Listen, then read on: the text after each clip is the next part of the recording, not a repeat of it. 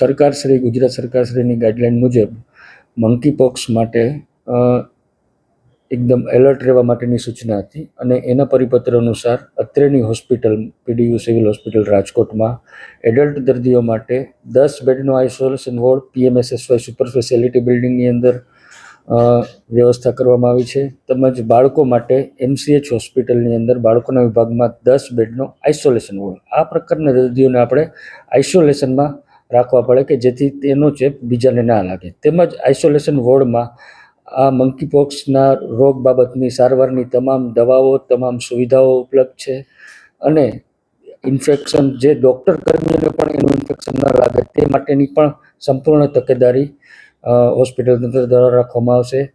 એક વસ્તુ બીજી, ગાઈડલાઇન મુજબ અમદાવાદ સિવિલ હોસ્પિટલને બેઝ હોસ્પિટલ બનાવવામાં આવેલી છે અને ત્યાં જ એની સેન્ટ્રલ લેબોરેટરીની બી સ્થાપના કરવામાં આવી છે અને અત્રેના સસ્પેક્ટેડ કેસના લેબોરેટરી સેમ્પલ અમદાવાદ ખાતે મોકલી અને કન્ફર્મ કરવા માટે મોકલવામાં આવશે. અત્યાર સુધીની આ પ્રકારની ગાઈડલાઇન છે. વખતો વખત આગળ જતાં જે કંઈ નવી ગાઈડલાઇન આવશે એ પ્રમાણે હોસ્પિટલ દ્વારા ત્વરિત કાર્યવાહી કરવામાં આવશે.